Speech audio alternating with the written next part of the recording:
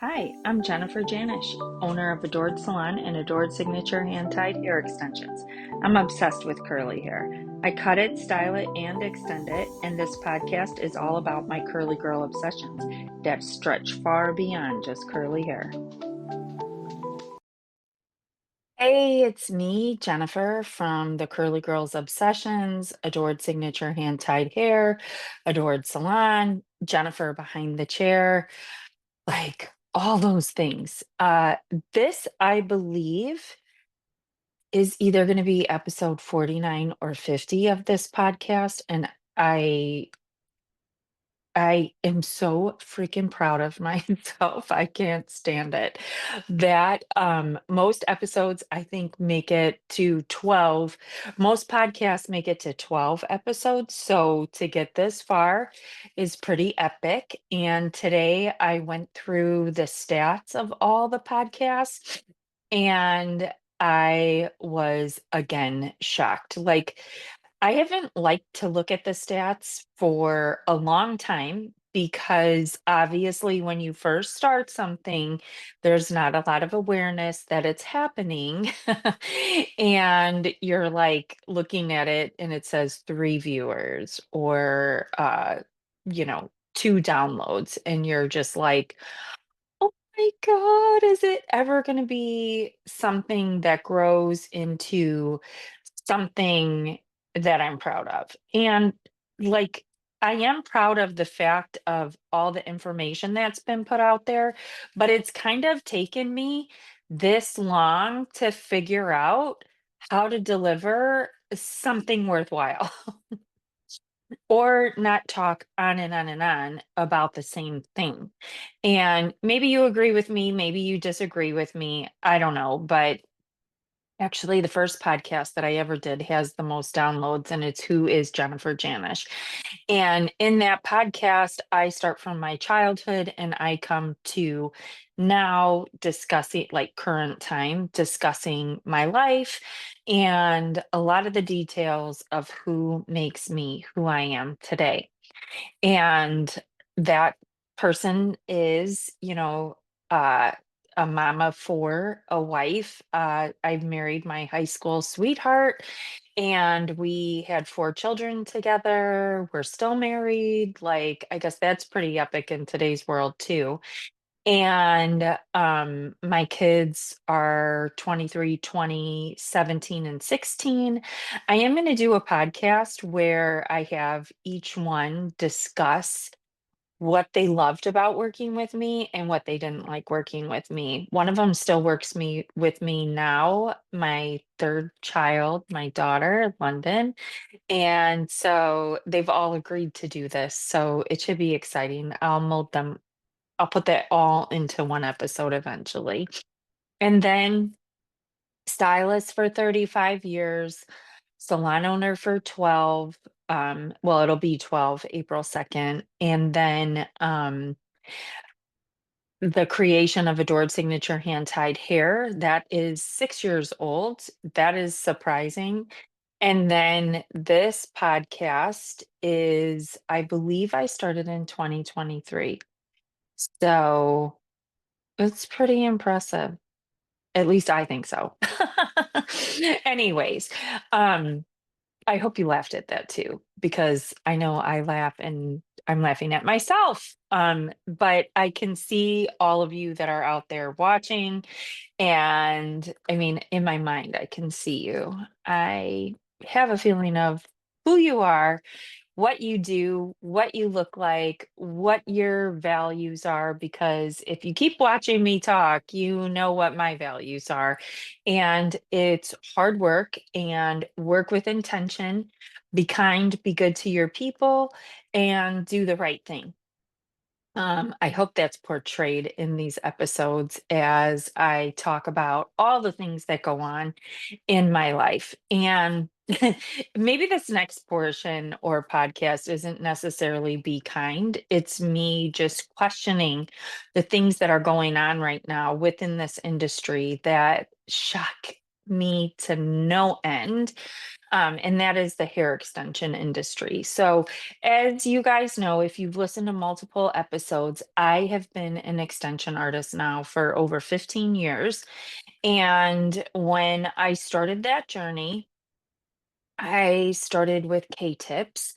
And it's funny because K-tips was kind of like the biggest, bestest thing out there when I started. And then tape-ins became like a big thing. Clicks became a big thing, which was a beaded row, a pre-beaded row with a big rubber back that you would install into the hair. It was supposed to be quicker, faster. The problem was the hair was horrendous. I felt the same way about tape-ins. And after you were certified in K-tips with the company that I was certified in, you were getting the Rolls Royce of hair extensions. Their hair was the best on the market at the time. It is Indian temple hair. And, honestly, it was ethically sourced. I believe strongly in that because a lot of people have no idea where hair comes from. And owning a line of hair extensions, I could tell you that's a whole podcast for a whole nother day. I've probably discussed it back in the episodes, but I do believe that that is an episode within itself. I was talking to my son and his friend this morning, and I was explaining to her all about this business and about hair extensions and where they come from and all the things to watch out for. And I couldn't even count on one hand how many times her jaw hit the counter because she was in such a state of shock. She's like, God, I never knew that about hair extensions. Um, yeah, so ethically sourced hair, the importance of that, the the K-tips that I started with, the tape-ins, I didn't love their hair. I didn't love the tapes. That was a whole nother, again, another podcast. The removal scenario, the tape getting stuck in people's hair, trying to retape old extensions in the salon in a timely manner. Oh my God, we had buckets filled with Dawn dish soap trying to get the oil of the remover off the tapes, and then so that we could re-adhere tape to it to put back into the client's hair. It's supposed to be fast and easy, add in all this other time. And no, it was not fast and easy. It was a freaking nightmare as a hairstylist when you've got your schedule packed back to back and you're trying to do this in a time frame in which the manufacturer said that you can. It just didn't work. And so that kind of brings me to what I'm seeing in this industry today that is beyond shocking to me. So K-Tips is making a resurgence again, and um, not surprising. I mean, it is surprising to me how quickly hairstylists jump ship when they see a new opportunity that could potentially make them more money. At the end of the day, that's where we're at with this. And I just let me cut to the chase. I'm going to stop beating around the bush. What I'm seeing on social media is the resurgence of K-tips, and not only the resurgence of K-tips, but v- the well, I'm not even say this was resurgence because nobody was doing this before, but these extension artists are making their own K-tips too, right? So, um, I just it shocks me. I can't even figure out how this could be beneficial to the extension artist as far as your time goes. And I recently had a post on social media that had a ton of views, but very few likes because I think it was kind of like an eye opener as to like this whole baffling mindset. So the post was If you are a hair extension artist, are you spending your time going to coffee with your friends or eating dinner in five-star restaurants or shopping at Louis Vuitton? After COVID, I'm just going to say, well, pre-COVID, okay? When hand-tied extensions made their mark in the world, it was so glamorized about being an extension artist versus um not being an extension artist, right? Like there was so much that had come up on social media about the ability to 5x your service dollars, how to level up your career, how to make the income you want in less time.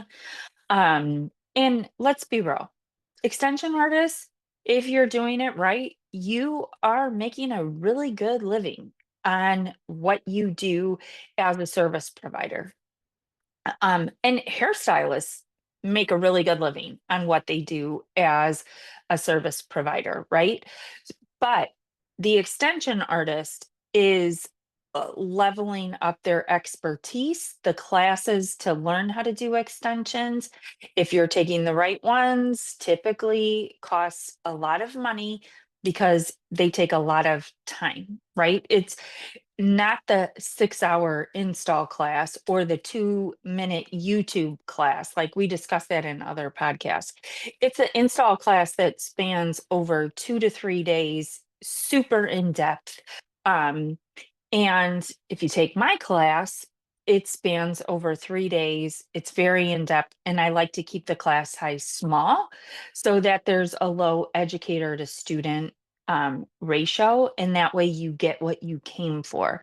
I don't believe in packing in a room of 30 people and one educator or three educators because you're not going to get what you came for. Doing hair extensions, super fine, detailed work. And it really takes a lot of almost one on one experience with the educator to make sure that your fine details are perfect. So, um, that's a curl tour with me. And so from that comes this resurgence of these K-tips, and we discussed about how pre-COVID, the insurgence of hand-tied hair extensions glamorized this world for hair extension artists, hairstylists, leveling up your career, 5xing your service dollars on a service ticket, creating the hair of people's dreams, and literally becoming like their drug.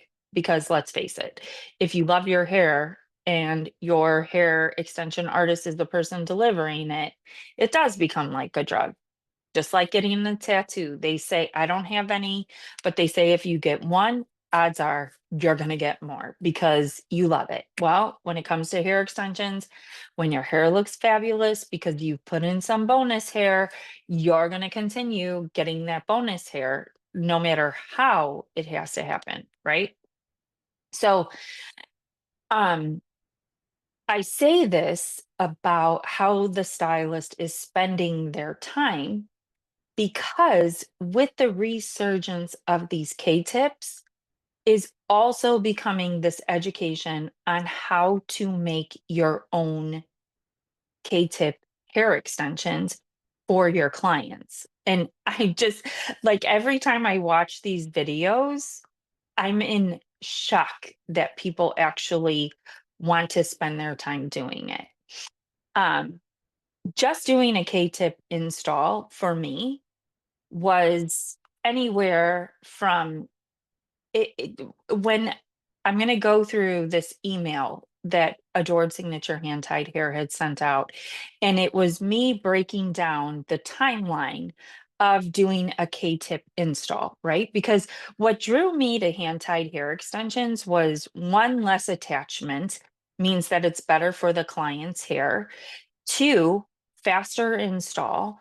Three, um, you could get so much more coverage with hand-tied hair than you could get with K-tips if you understood placement and if you understood how things worked on a client's hair. You also could install so much more hair, which, here nor there too, like that's part of it as well, is like, oh, people don't want a blanket worth of hair. A lot of people do want a lot of hair in their head.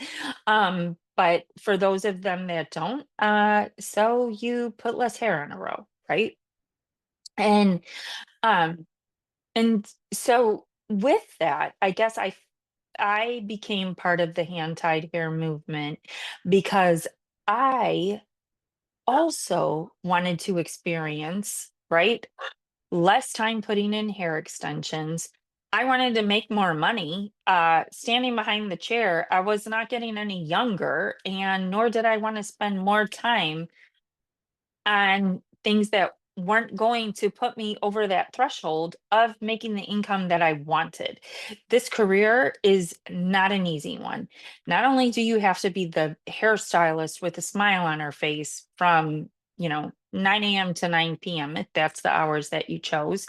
And now you got to do all your marketing. All of a sudden, you're copywriting, right? Like you're writing content, you're doing your emails, like there's all these moving parts as a hairstylist that never were there before.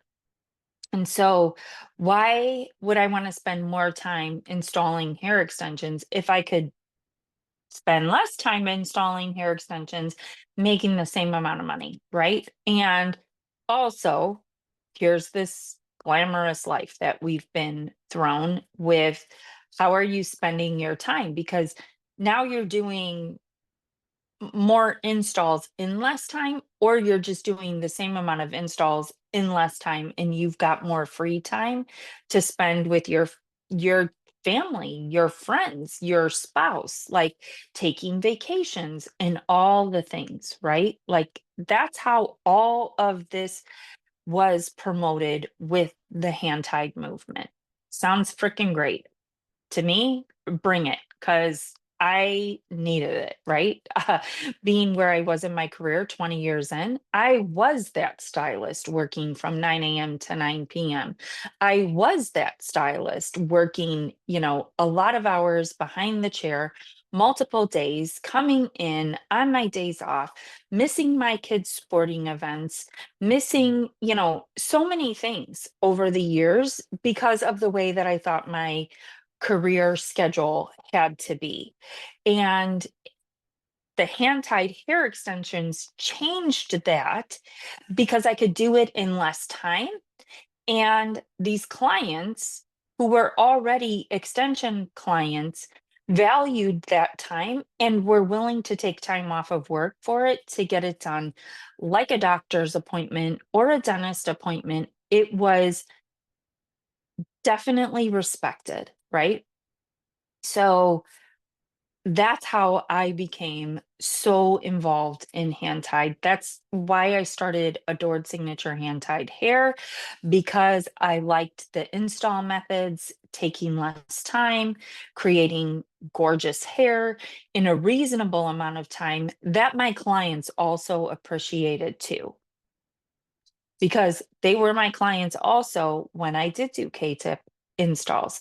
So, a regular hand-tied hair extension install from start to finish, if I break it down, the client comes in, within 30 minutes, you've got her 1 to 3 rows out of her hair. They're hanging on a hair extension rack. You start coloring her hair. An assistant starts washing her extensions to make them clean. Um, this is just like an average install.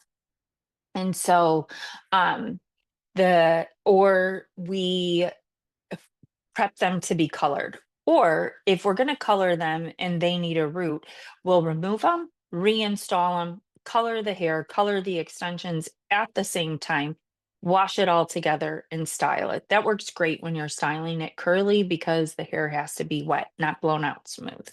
Um, or Just like I said initially, we remove them, we start coloring their hair. A stylist will color the extensions while the color process is going on, or I will color the extensions while the client's color is processing, depending on what kind of color they're getting. The coloring of their natural hair can take anywhere from an hour to 3 hours. It just depends on the level of detail. If we're doing a root touch up, face framing, highlights, and a toner on their hair, that's an hour. If we're doing a full head of highlights and tipping out the ends, rooting, creating a gradient look with the toner, that's going to be more like anywhere from 2 to 3 hours for that color. Some of you may go faster. We just take our time, let the lightener do its job, lifting. We don't rush the process because the integrity of the client's hair is the most important thing. So that's the coloring. Then you got to blow it out and then you install the extensions. Um, I am slow at installing the extensions because I like to talk a lot. So, and I think that it's not that I'm slow at installing the extensions. I really just like working with someone else to keep it going. Like we have a system in our salon, we work like a team, and we know every step of the way how the install is going to go. If I do a two row install with a coworker, it's anywhere from an hour to an hour and 30 minutes to stitch back in those rows. If we do a 3 row install or raise with a coworker, it's going to take me under 2 hours to put those extensions back in and then style it curly, or if they want it smoothed out straight, just depends. But, and if there's a haircut in there, if it's a fresh install and there's a haircut, cutting the extensions definitely takes me 45 minutes to an hour. It's again, it's very in depth, especially if you're cutting textured. I don't just shatter out the ends and put a curling iron in it. It's got to all blend. It's got to have lots of movement throughout, and that takes time. No matter how experienced you are, it just takes time to do that. Then style, the finish, right? So on average, a typical hand-tied hair extension install from start to finish with color is going to take me anywhere from 3 to 6 hours typically, right? That just, it's just how it goes. It depends on what exactly they're getting. Now, when I did K-tips, and again, like I knew no better. So, oh, excuse me, I'm drinking too much coffee. So a removal of K-tips, if so every install with K-tips is a fresh install. You cannot reuse the hair. Like it's a lot of work. There is some stylists that I know that do reuse their K-tip hair and retip it, but there again, I can't even imagine the level of precision when you're removing those because just like I said about the cutting of the hand-tied hair extensions, like if you're delivering a really good cut to your K-tip installs, there's going to be so much movement between the natural hair and the extensions that all this movement, which is really layering, is going to be varying throughout the head. So I couldn't imagine how you could retip it and get it in the same spot again, or just retip it and then the hair is drastically shorter because of that. And how is it cost effective? That's the other part. Like at that point, just buy yourself some new hair because you're paying for the time to retip this hair and the install. Like to me, it just seems freaking crazy. But okay, back to the K-tip removal, anywhere from an hour to 2 hours to remove those K-tips. And you've got to use pliers and you've got to use a solution to break down that bond. A keratin bond is easily broken down with alcohol. Now, people are calling all these extensions that are a pre-bonded extension K-tips, but ultimately they're not all K-tips because some stylists who are making their extensions are using like, I think it's called like a poly resin or something. Like it's legitimately it's plastic. Where it's coming from, probably somewhere in China on Amazon. I have no idea, but I see it on social media. And again, it's shocking to me. So when you break down keratin, it breaks down with alcohol. We'll talk about the plastic later. um, hour to 2 hours for that removal. Then you color your client's hair. And their color, again, it's going to be the same as a hand tied. It's going to be anywhere from an hour to 3 hours, depending on what you are doing to their hair. Then with K-tips, if you're using legitimate K-tips, you've got to wait 48 hours between color and installing the extensions because the alkalinity of the color needs to neutralize to the natural pH of the hair and scalp, which is 4.5 to 5.5. Otherwise, the K-tips, one, will adhere too strongly or not at all. Like it's just is what it is. Um, so your client has to go without hair extensions for 48 hours. If you're an avid hair extension wearer, you know how detrimental to your health this could actually be because when you wear hair extensions, you believe that those hair extensions are actually your hair, just the way it is. It's how you relate, it's how you identify yourself as. I am Jennifer.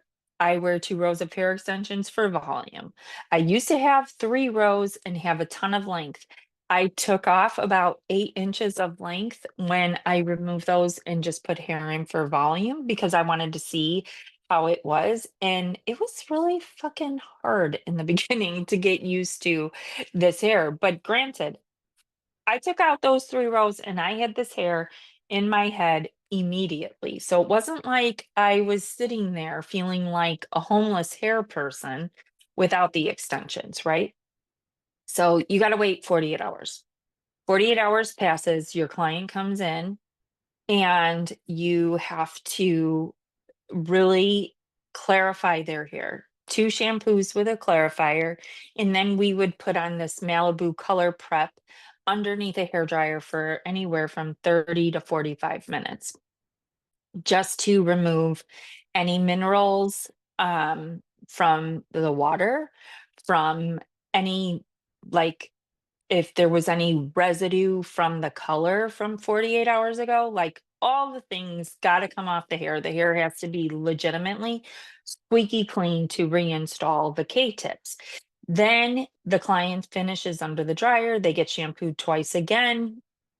You blow out their hair. That's another 45 minutes. And then you install on average, people would be 4 to 6 bundles.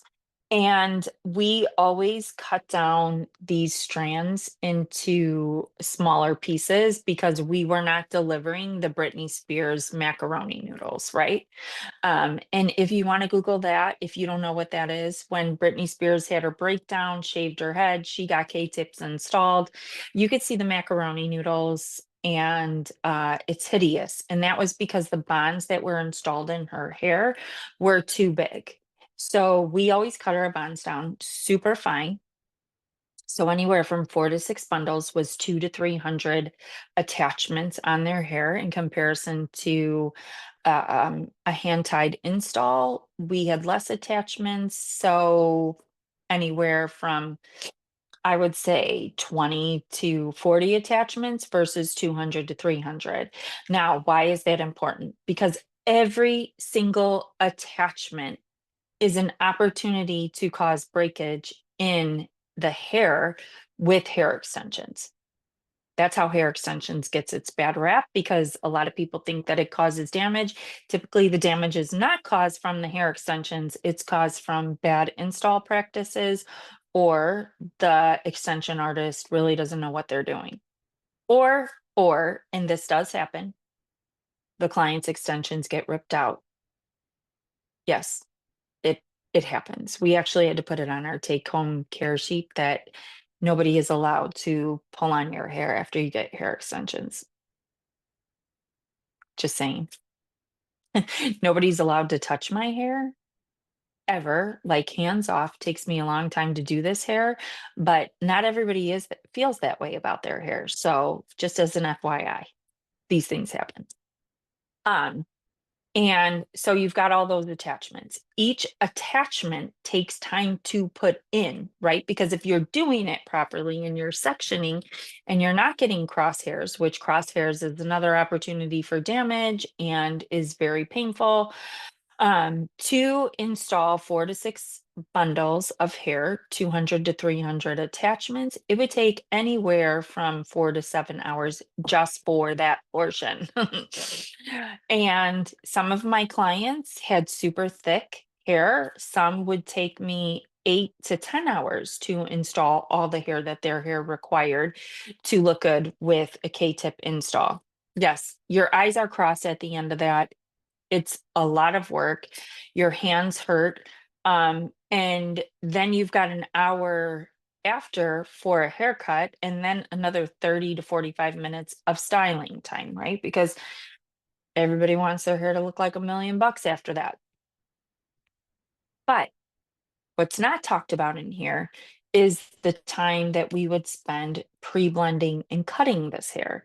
So when you're cutting down those attachments into 300 tiny little attachments and laying it all out so that it's perfect for when you go to install it. And so, like, I didn't just hand my client the hair and be like, oh, hand me pieces. I laid out the hair in towels so that and I knew that I would start at the nape and work my way up. I knew that on the sides, what I was using here versus here and color placement, it was all strategically laid out. Just cutting them down and laying them out would take anywhere from an hour to an hour and a half, sometimes 2 hours.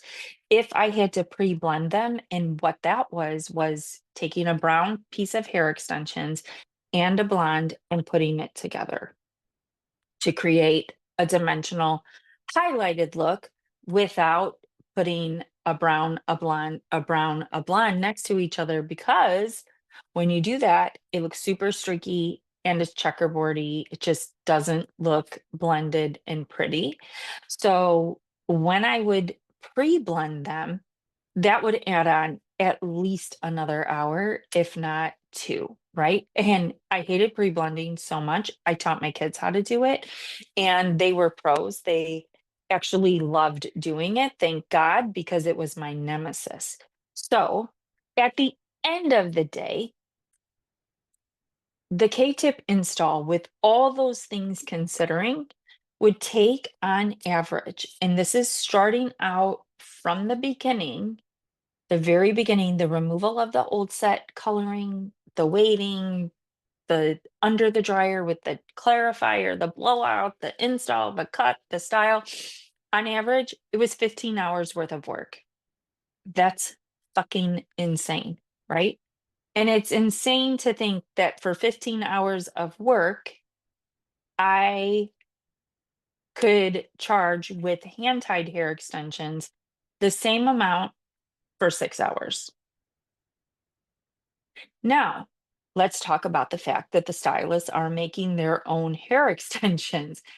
I've explained this whole process from start to finish, right? And if you can imagine making your own hair extensions, and when I'm saying that, what I'm seeing is people are making their own K tips.